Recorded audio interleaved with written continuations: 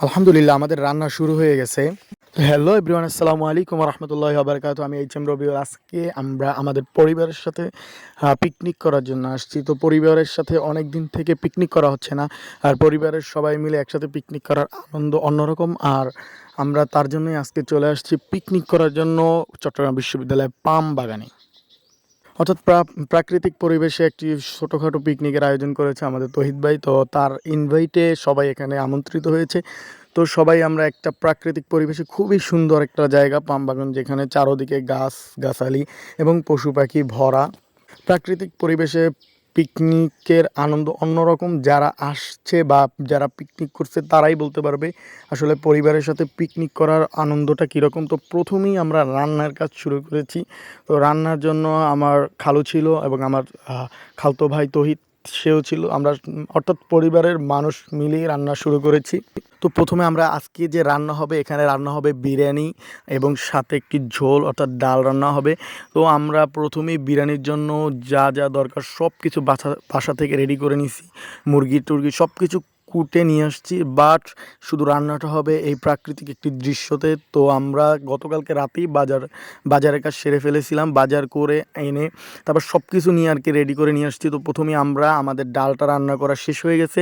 ডালটা রান্না করার পরেই আমরা বিরিয়ানির জন্য তেল দিয়েছি। এখন আমরা আলুটা ভেজে তারপরে মুরগি ভাজবো। ভাজার পরে আমাদের বিরিয়ানিটা এর ভিতরে আমি আমাদের যারা বাবুর্চি অর্থাৎ যারা রান্না করতেছে, বাবুর্চি বলতে আমাদের পরিবারেরই সবাই মিলে, আমাদের তহিদ ভাই সে রান্না করবে। সে সৌদি আরব থেকে প্রায় 6 বছর পরে এসেছে। তো সে যেহেতু চলে যাবে কিছুদিনের ভিতরেই, সে বিদেশে চলে যাবে। তো যে চলে যাওয়ার আগ মুহূর্তে এই আয়োজনটা ছোটোখাটো করে, একদম বড় না, শুধু নিজস্ব পরিবারের মানুষরাই এখানে গিয়েছি। তো বাহিরের কাউকে ইনভাইট করা হয় না। তো আমাদের বিরিয়ানির জন্য আমরা চাল বসাই দিয়েছি। তো সে যেহেতু বিদেশ চলে যাবে, তার কারণে যাওয়ার আগ মুহূর্তে একটি ছোটোখাটো আনন্দ, অর্থাৎ আবার 2-3 বছর পরে বিদেশ থেকে আসবে।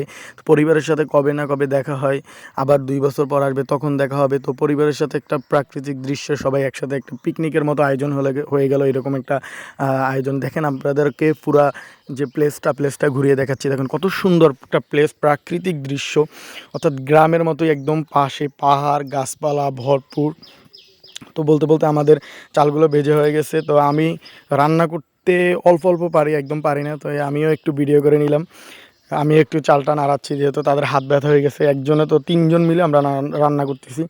তো বিরিয়ানি রান্নার জন্য চালটা খুব পরিমাণ নাড়তে হয়, না হলে সুন্দর হয় না রান্নাটা। তো তার জন্য একজনের পর একজন মানে বিরিয়ানির চালটা ভাজতে হয়। ভাজার পরে আমরা যখন পানি গোস্ত সব কিছু দিয়ে একটু লাড়াতে হবে, না হলে ভাতটা লেগে যেতে পারে। তার জন্য আমি রান্না ভালো করে পারি না। তো আলহামদুলিল্লাহ আমাদের রান্না দেখেন একদম শেষ হয়ে গেছে। বিরিয়ানিটাও কমপ্লিট। এখন আমরা উপরে কয়লা দিয়ে দিচ্ছি। কয়লা দিলে হবে আপনার ভাতটা একটু ঝুরঝরা হয় সম্ভবত। তো সর্বশেষ যখন বিরিয়ানি হয়ে গেল, ডালও হয়ে গেল, আমরা আমাদের শসা এটা করে ফেলছি, পিস করে ফেলছি। তারপরে আমরা সবাই বসে গেলাম খাওয়ার জন্য। তো বিরিয়ানিটার ঘেরানটা যেরকম সুন্দর হয়েছে, খাইতেও সেই রকম একই রকম খুবই মজা হয়েছে। আপনারাও আপনাদের পরিবার নিয়ে বিভিন্ন জায়গায় বিভিন্নভাবে পিকনিক করবেন। পরিবারের ভিতরে একটি আনন্দ হবে, সবার সাথে মিল মহব্বত হবে। তো আজকে এই পর্যন্তই। সবাই ভালো থাকবেন, সুস্থ থাকবেন। আসসালামু আলাইকুম রহমতুল্লাহি ওয়া বারাকাতুহু।